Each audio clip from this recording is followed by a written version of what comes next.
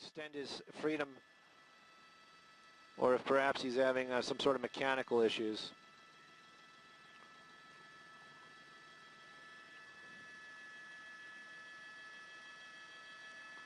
It's going to come back around.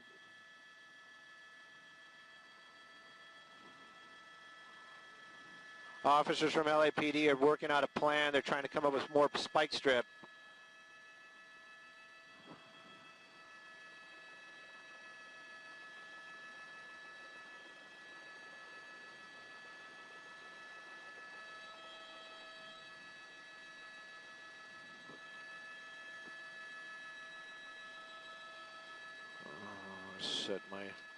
Never set my camera up for, there we go. That's the way I like it. All right, here we go. Whoop. Northbound Workman through Avenue 26. He was on Avenue 26 for quite some time earlier, but I think this is going to take him back over to Broadway, where they might have spike strip set up for him.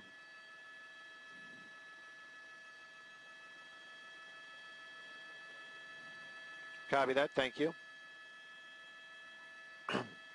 Coming up on Avenue 28 right now.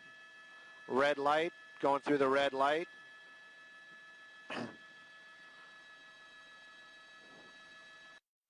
Southbound Pasadena. Still slow speed.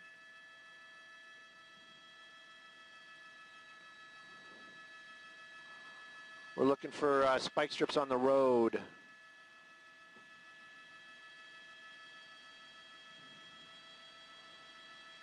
He has an opportunity to get on a freeway here. Apparently he was on a freeway at one time, but southbound onto Daly, making the transition onto Daly, southbound.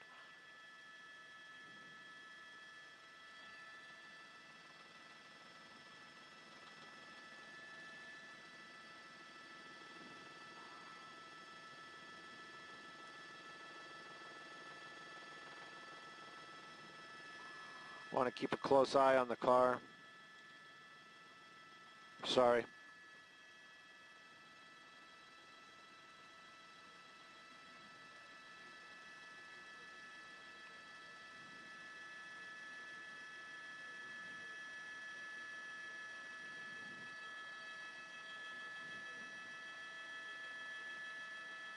Southbound Daly approaching Broadway. They're going to do Broadway and Workman is where they want to set up a double spike strip across all lanes. See if they can get this guy's tires out.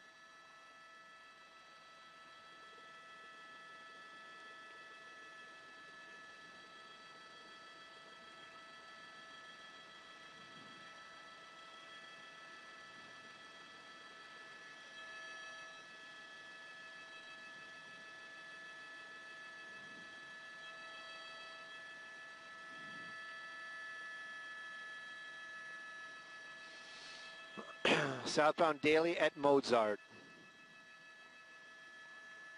Looks like he's taking Mozart. Eastbound.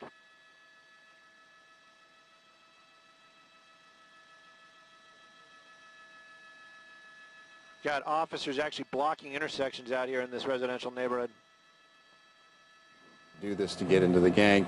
He will toy with police, he'll mess with police, he'll slow down, he'll speed up, he'll slow down, he'll wave his arms, and then they'll finally get out and give up.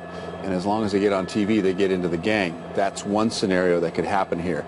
The other thing is the person could be completely under the influence and be unable to really function, and they're functioning slowly because they're under the influence. There's different kinds of things to think about in this situation, but what he's doing here is he or she, whoever's at the wheel, I rarely have seen it go this slow. And you might be thinking, why don't police do a pit maneuver on this? They would have their reasons. They can do a spike strip, which that could happen. But why aren't they doing a pit? You don't know how dangerous the suspect is. You don't know what information police have as they follow this car as to why they are keeping a little bit of a distance there. Well, we saw the CHP very aggressive last time when we saw this chase earlier in the week, but this one, You know, it's LAPD. I assume that's LAPD, Yeah, Jeff? LAPD Hollenbeck. Let's go back to Jeff Schwedok and ask him, Jeff, where exactly are you? And has this guy been going in the same circle, do you think? Well, it seems to be, you know, he just seems to be going around this area in Lincoln Heights, and you're right, it's probably too slow to do a pit maneuver. Because I can't imagine that they would try it at this point, but the speed of this car is moving extremely slowly, and you know, they might consider using spike strips because of the speed. You know, they might have great success at doing that, but I don't know the motivation why he is being pursued right now at this point. We don't have that information. And Jeff, as for the location, has he...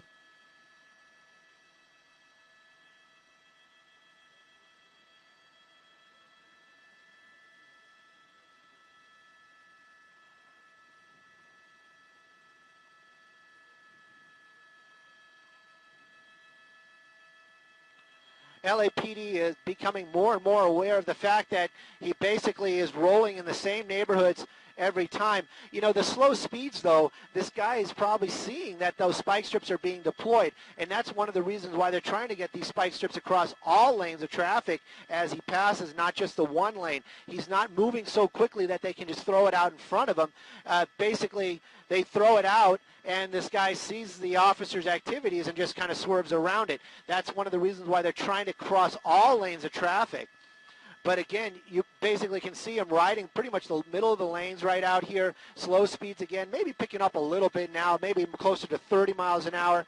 At one point, you know, we thought up here in the helicopter, perhaps you're running out of gas, mechanical issues, something along those lines. But the appearance now is basically he's just trying to prolong his time with freedom and not being in custody, though it's going to come to an end here with that number of officers behind him and also all the coordinated efforts of LAPD. When this car comes to a stop, those officers are going to take this guy down. There's no doubt about that. Again, though, you can see traffic is starting to build a little bit. We're on Daly, and now we're turning back onto Broadway. Now, Broadway's been one of those majors he's been on about every time we've been coming around. Got a little bit of traffic up there this time around, though, but he's got a clear opening, which he seems to be taking. Officers seeming to go around him there. And again, this is a little bit northbound Workman. We haven't seen that moving since we've been up here. So now we're northbound Workman from Broadway. He hasn't been on this part of the street since we've been here, so this is something a little bit different. Not sure if he's got a different plan or if, again, he's just trying to prolong the inevitable where he's going to be taken into custody.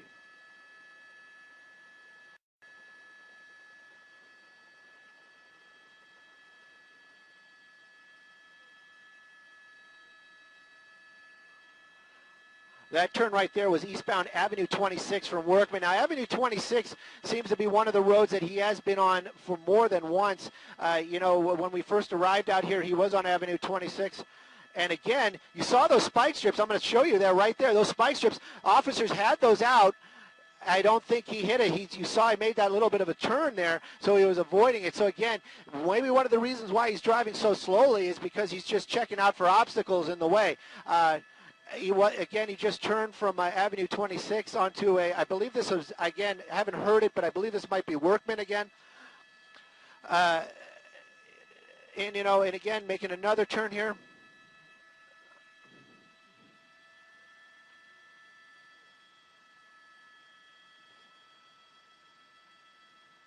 Trying to get a little bit closer in here so you can try to take a peek inside that window so you can see what basically the helicopter airship is seeing as well. You can make out there's a person inside there, we understand, wearing a blue jacket, possibly a Dodgers jacket, and he was described as a male Hispanic. Again, at first they thought that it was possibly more than one suspect in the vehicle, but when we make this turn here, we know there's nobody in the front seat. That doesn't mean that there isn't going to be somebody in one of those back seats. This is a four-door vehicle and also has blacked out windows for the passengers. He just threw something out the window there. Unclear what that was. Possibly that was the weapon that they believed that he had. I understand that officers I haven't heard anything. Maybe we should let the LAPD know that he did. Yes, they did. They did recover something there. Somebody did see him make that move. but he did throw something out of the vehicle. It was very plain to see. Saw something out of the vehicle. Now, if he had a weapon, you know, and they do recover it and identify it as a weapon, that could help him out a little bit. Again, another missed attempt at a spike strips, as you saw right there, but he totally picked up some speed. You know, just because he threw that weapon out, that doesn't mean that was the only weapon he has in the vehicle, and that's what the LAPD is going to be thinking about right now. Again, he's on...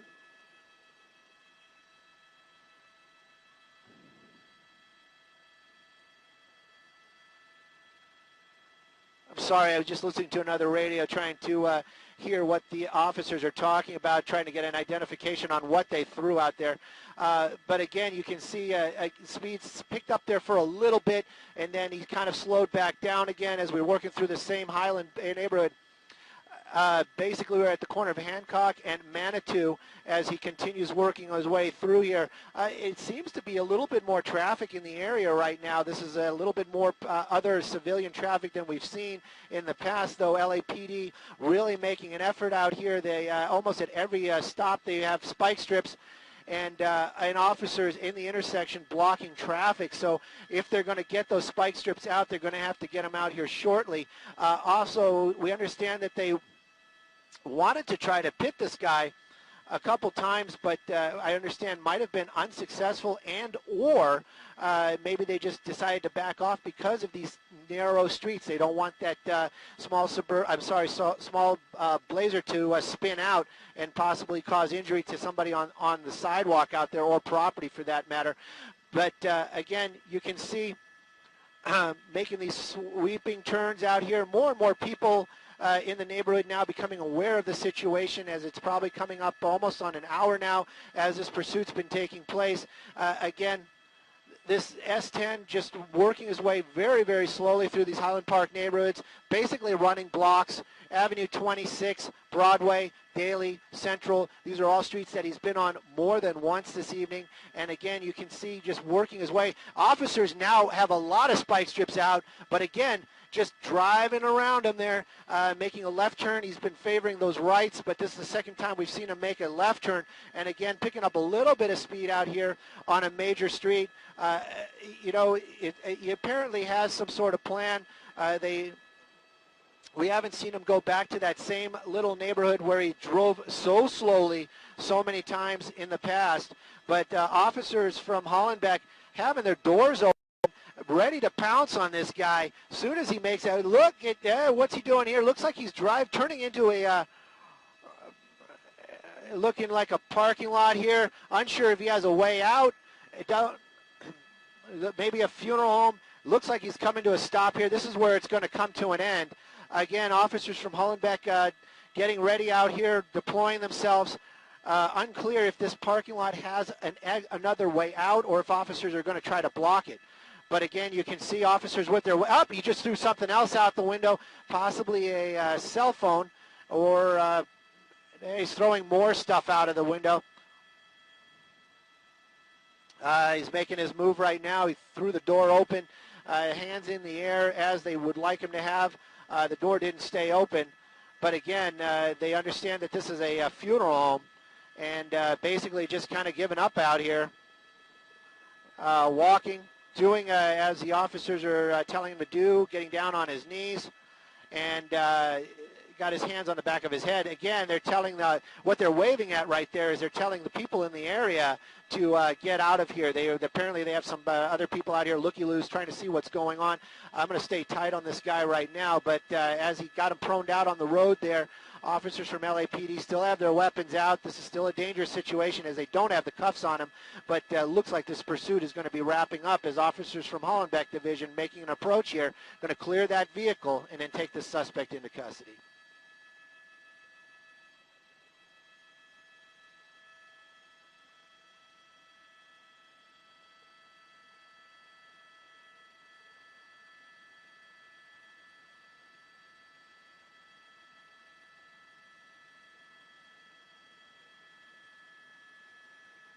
Officers making contact with the suspect right now. Doesn't seem to be any kind of defiance going on as they're cuffing this suspect. This is the only person inside that vehicle, believed to have been a man with a gun call. That was the original call. LAPD got behind this vehicle and tried to stop it. It never did stop until this time here. It's been about a 45-minute, maybe an hour pursuit.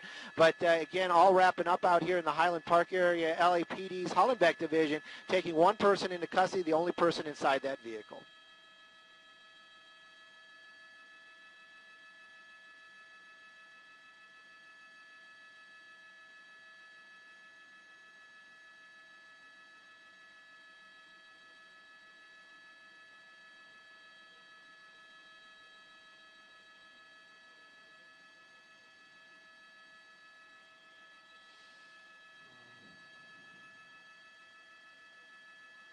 Central and Broadway, if anybody needs to know, Central and Broadway.